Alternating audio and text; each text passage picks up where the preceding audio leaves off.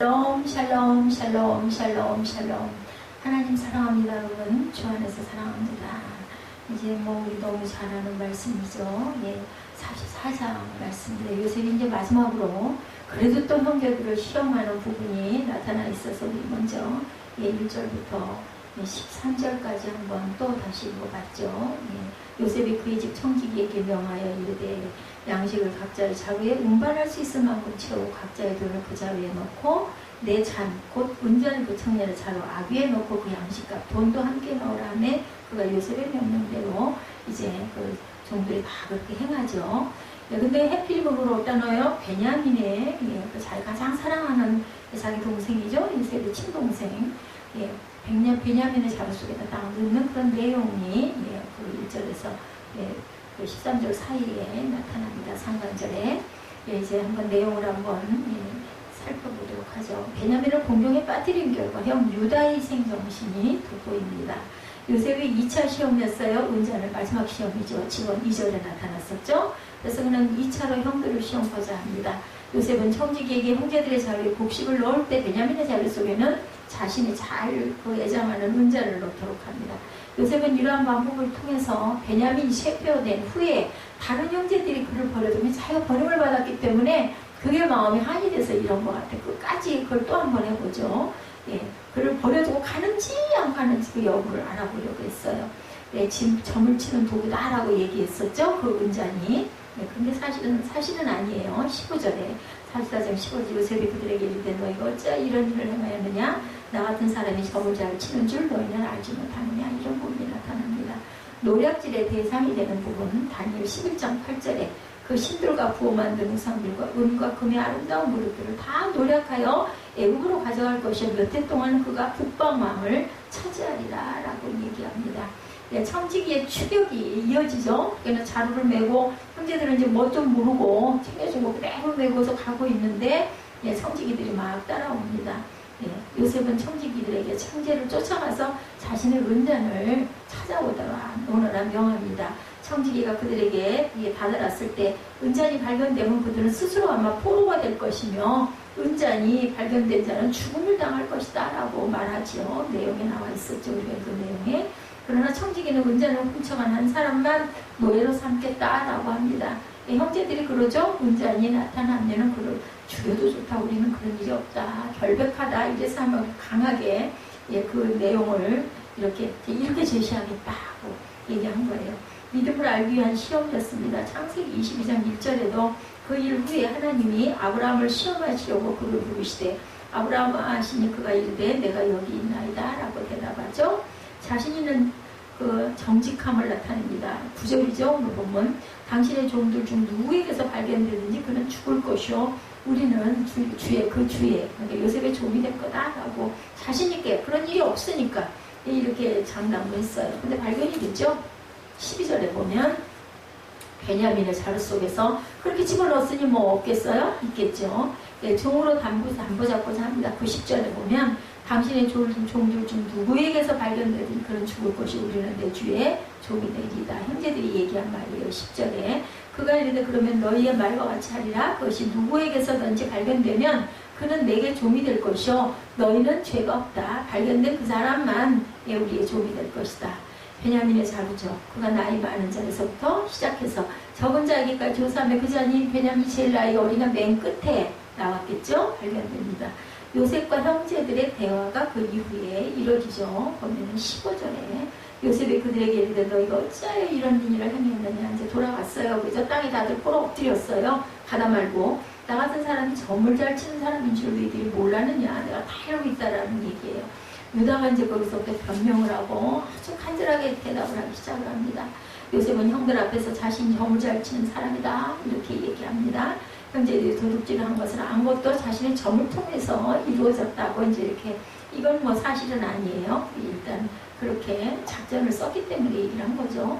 요셉은 자신의 신분을 철저히 은폐시키면서 형제들의 우애를 시험하려는 의도에서 은잔으로 점을 친 것처럼 이렇게 가정을 했습니다. 선한 의도의 시험이었어요. 42장 16절에 보면 너희 중 하나를 보내어 너희 아우를 데려오게 하고 너희는 갇혀 있어라. 이런 부분이 나옵니다. 내가 너의 말을 시험하여 너희 중에 진실이 있는지 보리라. 바로의 생명으로 맹세하노니 그리하지 아니하면 너희는 정말 정탐꾼이야. 내 말대로 다 하여오지 않으면 베냐민을 안돼. 이러면 너희는 진짜 정탐꾼이다. 키값으로 찾아온 죄가죠. 22절에 루벤이 그들에게 대답하여 이르되 내가 너희에게 그 아이에 대하여 죄를 짓지 말라고 하지 않냐. 그냥 옛날 일 서로 이제 탓을 하죠. 그래서 너희가 듣지 아니하였느니라. 그러므로 그의 피값을 이제는 치게 되었다. 우리는 꼴박 없이 죽게 됐다라는 거예요. 예, 그렇게 해서 요셉을 죽였으니까 우리가 그 피값을 이제 치르는 거다. 유다가 신합니다. 베냐민 문제에 대해서 유다는 담보자인 거로 대표로 나서서 요셉에게 말하죠. 과거에 유다는 형들을 설득해서 요셉을 죽이지 말고 팔아넘기도록 죽이는 것을 면하게 했던 게 바로 유다였었어요. 그리고 지금에 와서는 자신이 짓지도 않은 죄를 덮어 쓰고도 오히려 자신을 낮추고 겸손한 답변을 합니다. 유다는 요셉에게 베냐민의 자리에서 은장이 발견되었은즉 베냐민과 함께 책임을 지고 저도 종이 되겠습니다 라고 자청을 해서 나서죠. 정직은 증거의 방편입니다. 베드로전서 2장 12절에 너희가 이방인 중에서 행실을 선하게 가져 너희를 악행한다고 비방하는 자들로 하여금 너희 선한 일을 보고 오시는 날에 하나님께 영광을 돌리게 하려 합니다. 12절에도 피할 수 없는 증거가 나타나죠. 그가 나이 많은 자리에서부터 시작하여 나이 적은 자기까지 조사함에 그 잔이 베냐민의 그 자리에서 발견됐다.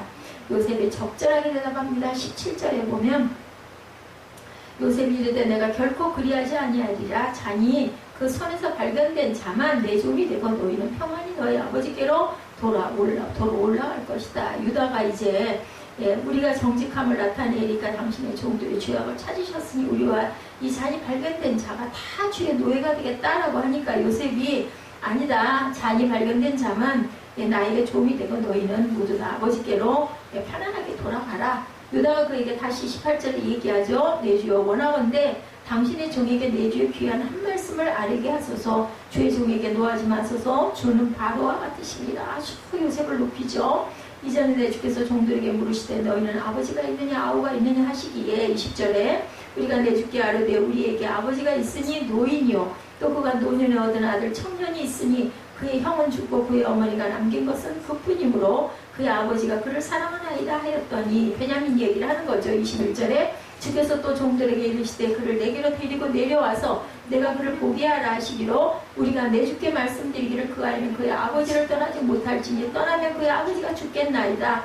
주께서 또 주의 종들에게 말씀하시되 너희 막내 아우가 너희와 함께 내려오지 아니하면 너희가 다시 내 얼굴을 보지 못하리라 하시기로 우리가 주의 종 우리 아버지에게로 도로 올라가서 내 주의 말씀을 그에게 아뢰었나이다. 그 후에 우리 아버지가 다시 가서 곡물을 조금 사오라 하시기로 우리가 이르되 우리가 내려갈 수 없나이다. 우리 막내 아우가 함께 가면 내려가려니와 막내 아우가 우리와 함께 가지 아니하면 그 사람의 얼굴을 볼 수 없음이니이다. 주의 종 우리 아버지가 우리에게 이르되 너희도 알거니와 내 아내가 내게 두 아들을 낳았으나 하나는 내게서 나갔으므로 내가 말하기를 틀림없이 찢겨 죽었다 하고 내가 지금까지 그 집을 못하거늘 너희가 이 아이도 내게서 내려가려 하니 만일 죄가 그 몸에 미치면 나의 흰머리를 슬퍼하며 수울로 내려가게 하리라 하니 아버지의 생명과 아이의 생명이 서로 하나가 묶여있거늘 이제 내가 주의 종 우리 아버지에게로 돌아갈 때 아이가 우리와 함께 가지 아니하면 아버지가 아이의 없음을 보고 죽으리니 이같이 되면 종들이 주의 종 우리 아버지가 흰머리로 슬퍼하며 수월로 내려가게 함이니이다. 주의 종이 내 아버지에게 아이를 담보하기를 내가 이를 아버지께로 데려오지 아니하면 영영이 아버지께 죄짐을 지리다 하였사오니 이제 주의 종으로 그 아이를 대신하여 머물러 있어 내 주의 종이 되게 하시고 그 아이는 그 형제들과 함께 올려보내소서. 그 아이가 나와 함께 가지 아니하면 내가 어찌 내 아버지께로 올라갈 수 있으리까. 두렵건대 죄가 내 아버지에게 미침을 보리이다. 아버지가 돌아가실 거니 내가 대신 종이 되고 베냐민을 고향으로 아버지 품에 돌려보내게 해달라. 간절하게 이야기하는 부분이 34절까지 나타나 있습니다. 베냐민을 아끼고 있는 부분이 아주 적나라하게 드러나죠. 그리고 베냐민에 대한 형들의 태도는 자신에 대한 태도와 연결되어 있다는 것을 요셉이 깨닫게 되죠. 지혜로운 예수의 설명 마태복음 17장 27절에 보면 우리가 그들이 실족하지 않기 위하여 내가 바다에 가서 낚시를 던져 먼저 우러는 고기를 가져 입을 열면 돈 한 세계를 얻을 것이니 가져다가 나와 너를 위하여 주라 하시니라. 이런 그 설명이 나타나는 부분이 마태복음에 있습니다. 서로 존중해야죠. 로마서 12장 10절에 형제를 사랑하여 서로 우애하고 존경하기를 서로 먼저 하며 부지런하여 게으르지 말고 열심을 품고 주를 섬기라.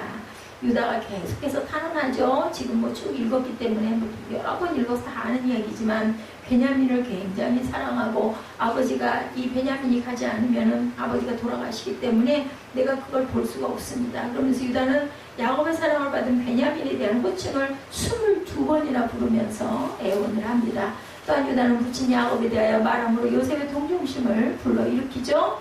베냐민이 돌아가지 않으면 야곱이 죽게 된다. 31절에 나타나죠. 경유에 대한 설명이 이어집니다. 19절에도 이전에 내 주께서 종들에게 물으시되 너희는 아버지가 있느냐 아우가 있느냐 이렇게 물어보시지 않았습니까? 20절에 유다의 효성이 나타나죠. 우리가 내 주께 아뢰되 우리 애가 아버지가 있으니 노인이요 또 그가 노년에 얻은 아들 청년이 있으니 그의 형은 죽고 그의 어머니가 남긴 것은 그 막내 아들 뿐이므로 그의 아버지가 그를 사랑하나이다 합니다. 이렇게 대답합니다. 유다의 희생정신이 드러나죠. 내가 종이 되겠다라고 탄원하죠. 이러한 유다의 제안은 베냐민에 대한 뜨거운 사랑과 아버지 야곱에 대한 효성에서 비롯된 거죠. 유다의 이 말은 다른 형제들에게도 큰 감명을 주고 요셉을 감격하게 합니다. 남의 유익을 항상 구할 줄 알아야 되죠. 고린도전서 10장 24절에 누구든지 자기의 유익을 구하지 말고 남의 유익을 구하라. 그리스도를 위하여 목숨을 버리는 것. 마태복음 16장 25절에 누구든지 제 목숨을 구원하고자 하면 잃을 것이요 나를 위하여 제 목숨을 잃으면 찾으리라. 우리가 마음을 비우면은 그 이루어지는 걸 항상 봅니다. 너무 그걸 막 애착을 갖고 있을 땐 절대 안 되다가 그냥 안 되면 말지 하고 비우고 나면 그게 꼭 이루어집니다. 요셉은 자기 형제들을 환대한 후 형제들의 마음을 알기 위해서 이런 시험을 했어요. 유다의 탄원은 요셉의 마음을 더 이상 억제하지 못하도록 합니다. 학자들은 유다의 탄원이야말로 구약성경에서 가장 아름답고 찬란한 웅변이라고 극찬을 했다고 합니다. 이제 9월이에요. 그죠?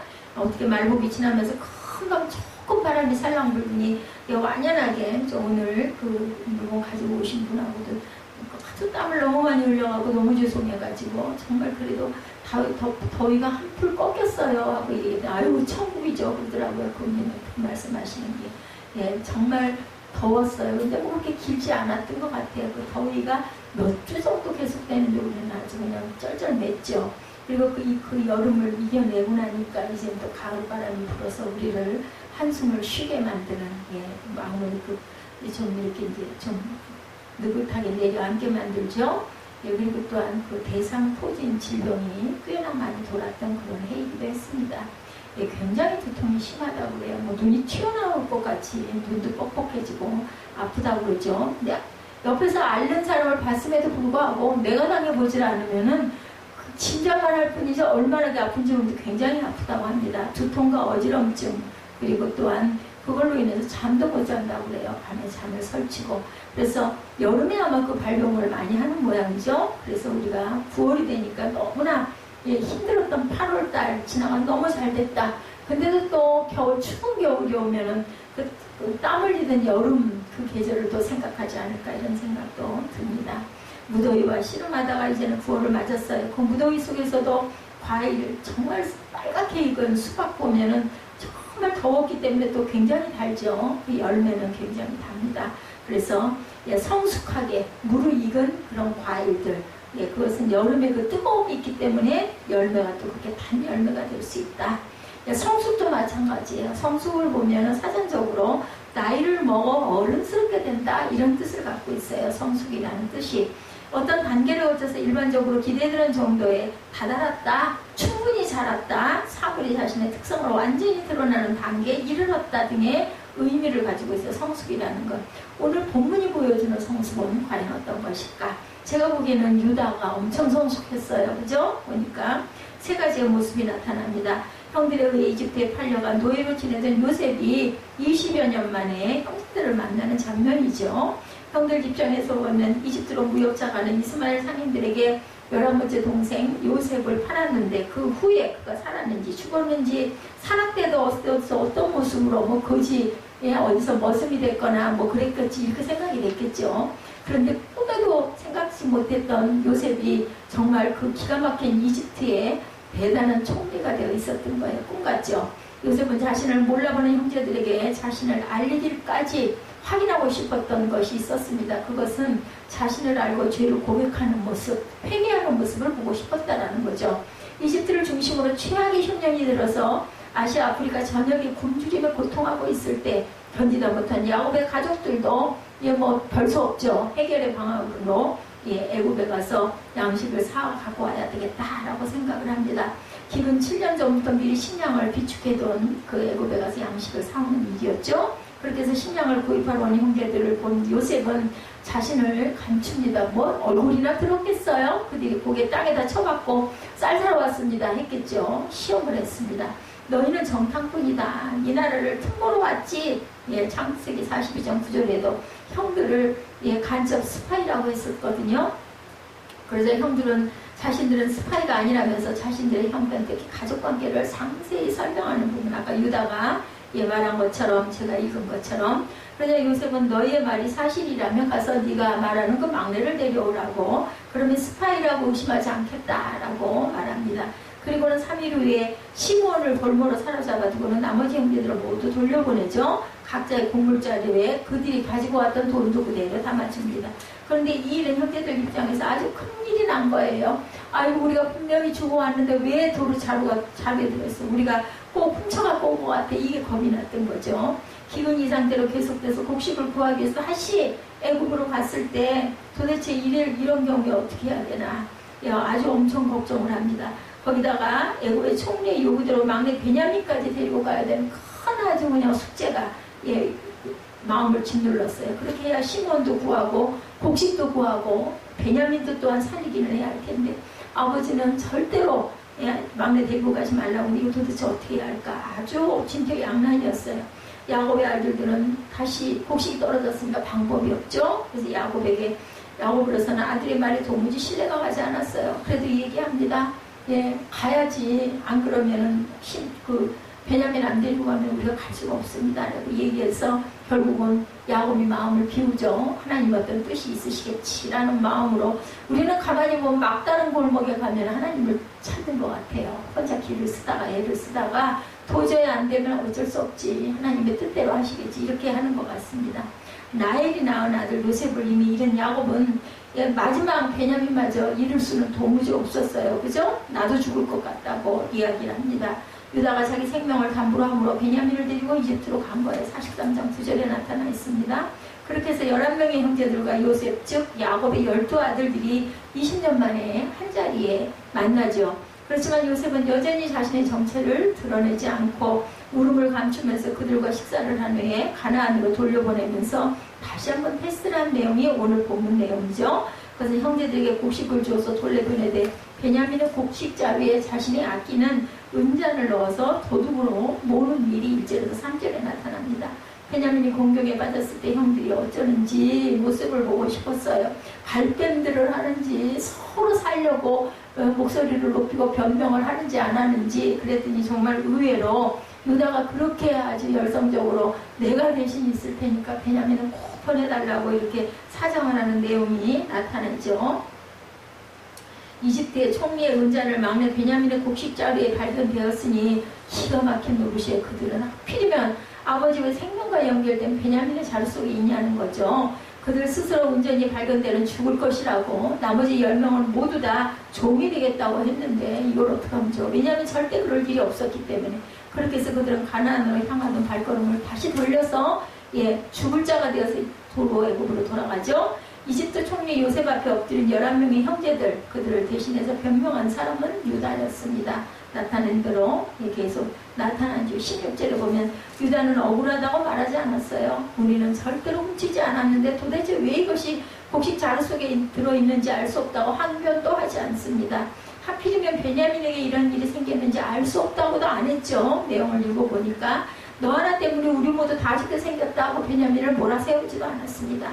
하나님의 종들의 죄악을 찾아내셨으니 우리와 이전이 발견된 자가 다 내 주의 노예가 되겠나이다. 16절에 무슨 말이에요? 지금의 상황, 베냐민이 죽게 되거나 종이 될 이 상황이 견딜 수 없는 고통이 된 거죠. 그리고 이 고통이 20년 전 자신들이 한 명의 동생을 팔아버린 핏값이다, 징벌이다 라고 생각을 합니다. 이런 마음들이 우리 사람들 마음속에는 있어요. 내가 뭔가 정말 힘든 일을 당하게 되면 내가 온전치가 못해서 이렇게 됐구나. 저도 그런 생각을 많이 합니다.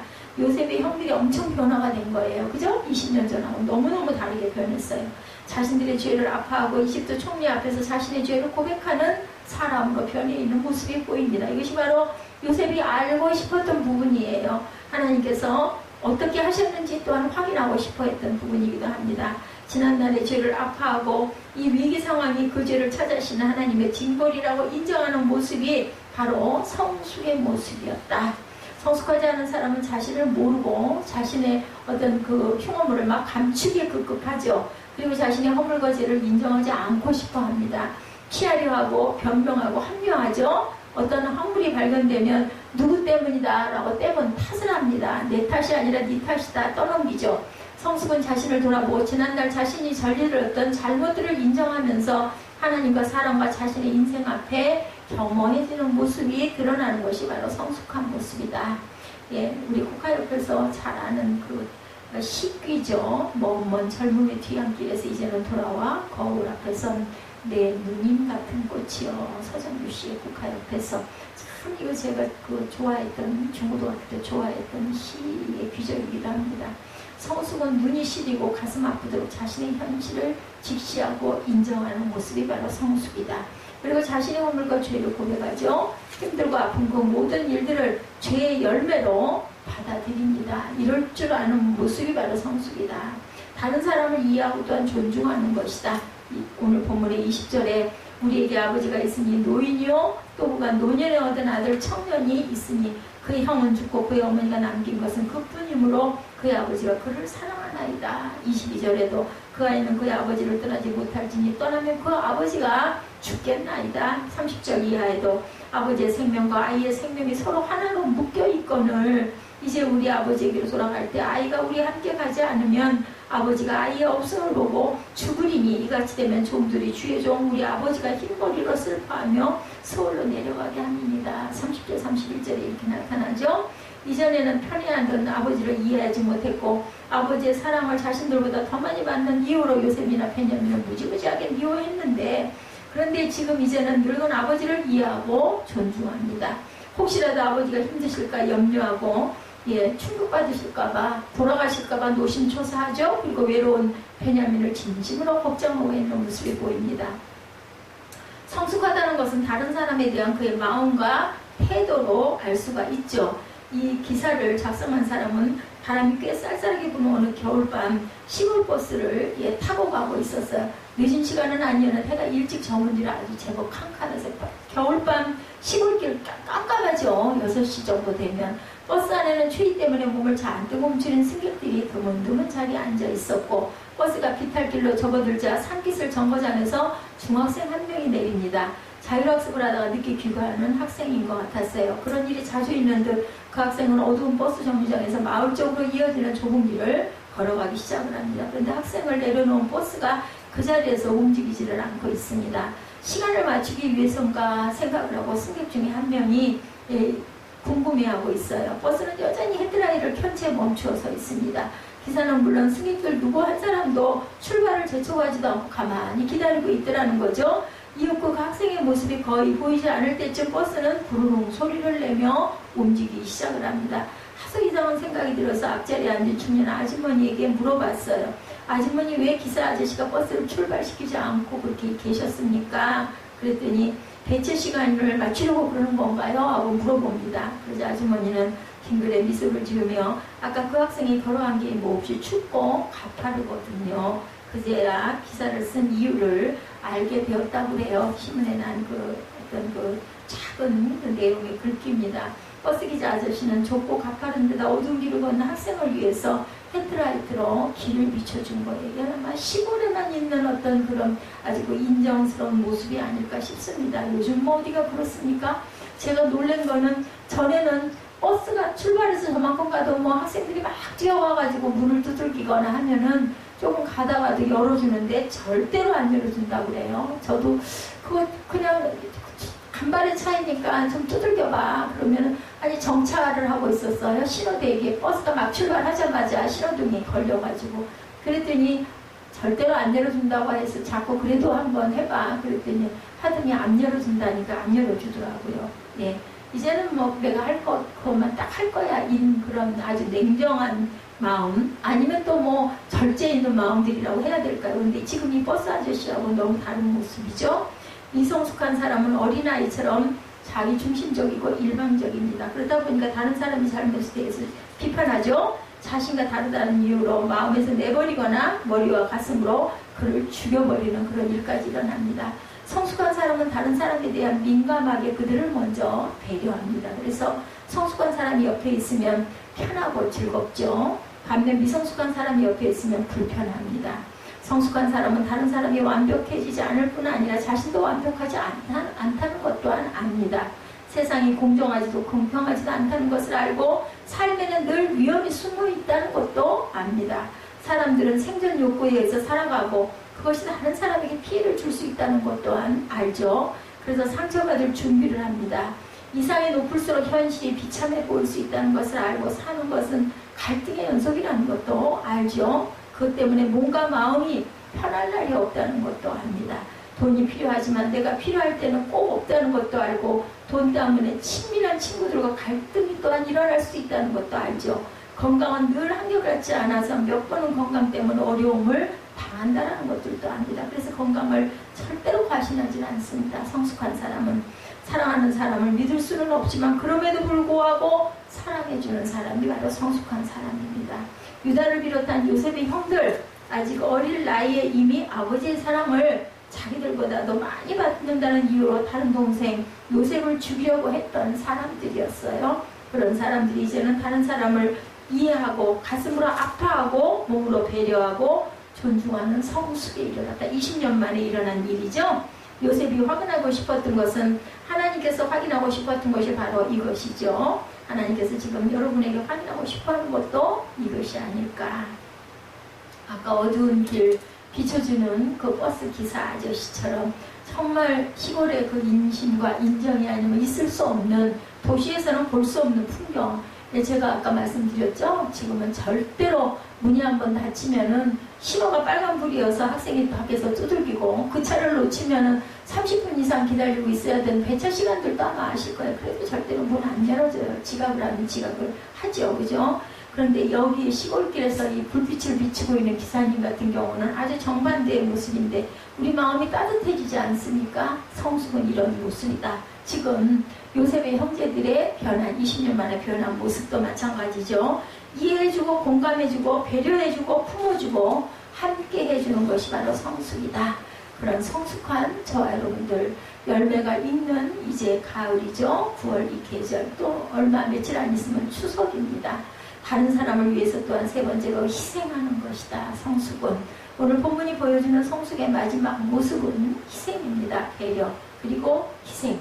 죄종이 내 아버지에게 아이를 담보하기를 내가 이를 아버지께로 데리고 돌아오지 아니하면 영영이 아버지께 죄짐을 지리다 하였사오니 이렇게 얘기를 하죠. 요셉이 43장 9절 상황을 다시 언급합니다. 유다는 원래 자기 욕망과 욕구에 굉장히 충실했던 사람이었어요. 그는 일찍 이방 여인과 결혼해서 삼형제를 낳았고 그런 아버지 밑에서 자란 그의 세 아들은 야훼 보시기에 악했다라고 증거되어 있습니다. 창세기 38장 7절과 10절에 증거합니다. 도덕적으로 인격적으로 신앙이 굉장히 악했고 유다의 부인은 비교적 젊은 나이에 죽었어요. 38장 12절에. 그러니까 아내가 일찍 죽었으니 뭐 자녀들은 또 오죽이나 했겠습니까?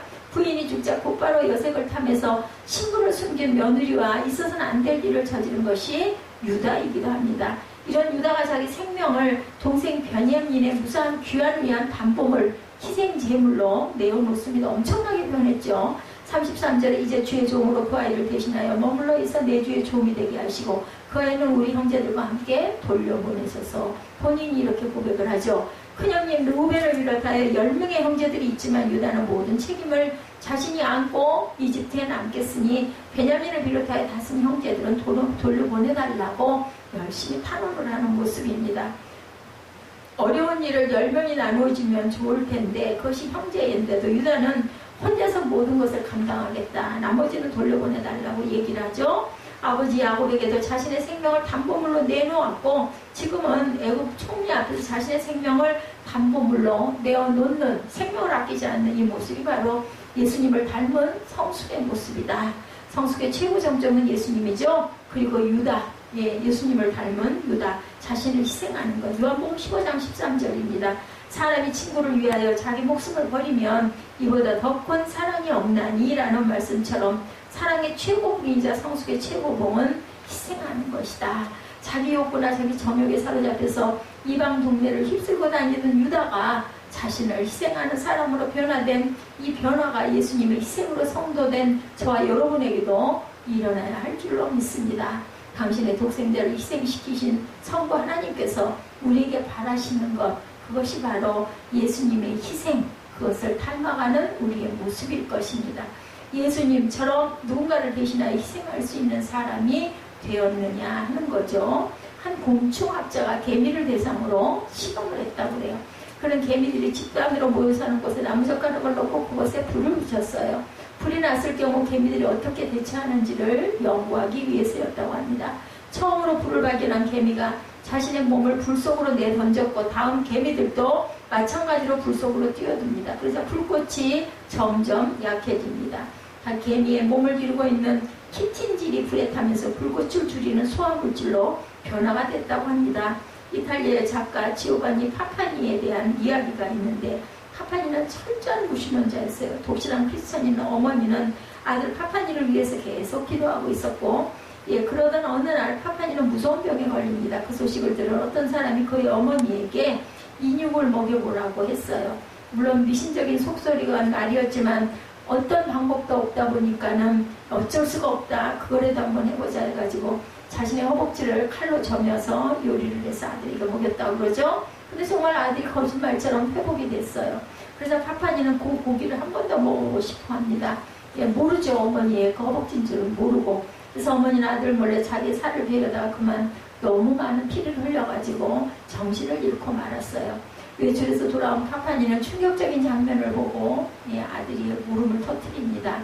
지난번에 제가 먹은 것이 바로 어머니의 살이었군요. 아들의 목소리를 들은 어머니는 간신히 정신을 차립니다. 그리고는 마지막으로 아들에게 당부했다고 그러죠. 나는 죄 많은 몸으로 너를 구했지만 예수님은 죄 없는 몸으로 우리를 위해서 살을 찢기시고 피를 흘리셨단다. 그러니 너는 반드시 예수를 믿어야 한다. 그리고 파파니는 그리스도의 이야기, 떡과 포도주 등의 저서를 썼고 남은 인생을 복음을 전하면서 살았다고 합니다.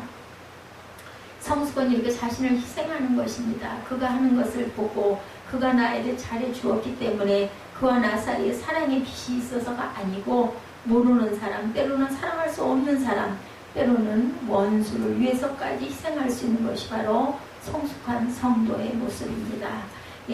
형제들에 대한 요셉의 시험은 유다 희생을 확인하는 순간 요셉의 시험은 끝이 났습니다. 오늘 보면 다음 장에 나오겠지만 유다의 고백을 들은 요셉은 더 이상 참지 못하고 형제들에게 자신을 밝히는 모습이 45장 1절에 나타나죠. 요셉이 시종하는 자들 앞에서 그 성을 억제하지 못하여 소리질러 모든 사람을 자기에게서 물러가라 하고 그 형제들에게 자기를 알리니 그때 그와 함께한 다른 사람이 없었더라. 요셉이 큰 소리로 우니 애굽 사람에게 들리며 바로의 궁중에 들리더라. 요셉이 그 형들에게 이르되 나는 요셉이라 내 아버지께서 아직 살아계시나이까? 형들이 그 앞에서 놀라서 대답하지 못하더라. 이렇게 이어지고 있습니다. 누군가 자신을 위해서 희생해 주기를 바랐던 형들이 이제는 스스로를 희생하는 사람으로 변했어요. 요셉이 형들에게 그러했듯이 하나님도 여러분에게서 확인하고 싶은 것은 바로 그런 것이 아닐까. 자신을 바로 알고 하나님과 사람 앞에서 허물과 죄를 인정할 줄 아는 저와 여러분이기를 하나님께서는 바라고 계십니다. 누군가를 위해서 자신이 가진 것뿐 아니라 목숨까지 버려서 희생할 수 있는 그러한 사랑, 그러한 성숙이 이루어지기를 하나님께서는 우리를 위해서 기다리고 계신다는 거죠. 가을의 문턱에 서서 우리는 성숙을 생각하지 않을 수 없는 자리에 서 있습니다. 윤동주 씨는 내 인생에 겨울이 오면 이라는 시에서 다음과 같은 말을 합니다. 내 인생에 가을이 오면 나에게 물어볼 이야기들이 있습니다. 내 인생에 가을이 오면 나는 나에게 사람들을 사랑하느냐 하고 물을 것입니다. 그때 가벼운 마음으로 말할 수 있도록 나는 지금 많은 사람들을 사랑해야겠습니다. 내 인생에 가을이 오면 나는 나에게 열심히 살았느냐고 물을 것입니다. 그때 자신 있게 말할 수 있도록 나는 지금 맞이하고 있는 하루하루를 최선을 다하여 살아야겠습니다. 내 인생에 가을이 오면 나는 나에게 사람에게 상처를 준 일이 없었느냐고 물을 겁니다. 그때 나는 후회 없이 말할 수 있도록 사람들에게 상처 주는 말과 행동을 하지 말아야겠습니다. 내 인생에 가을이 오면 나는 나에게 삶이 아름다웠느냐고 물을 것입니다. 나는 그때 기쁘게 대답할 수 있도록 내 삶의 날들을 기쁨으로 아름답게 가꾸어 나가야겠습니다. 내 인생에 가을이 오면 나는 나에게 어떤 열매를 얼마만큼 맺었느냐고 물을 것입니다. 그때 나는 자랑스럽게 대답하기 위해 지금 나는 내 마음밭에 좋은 생각의 씨를 뿌려놓아 좋은 말과 좋은 행동의 열매를 부지런히 키워야겠습니다. 내 인생의 가을에는 누구나 성숙의 열매를 맺어야 한다는 거죠. 도무지 변할 것 같지 않은 요셉의 형들도 변화의 열매를 맺었어요. 20년 만에. 그것을 오늘 본문이 보여줍니다. 근데 신앙생활 20년 한 사람, 30년 한 사람, 40년 한 사람도 과연 이만큼 변화를 하는가? 요셉의 형제들처럼, 그리고 요셉처럼 하나님과 사람 앞에 성숙을 이루어가는 저와 여러분들이 되시기를 주님의 이름으로 축복합니다.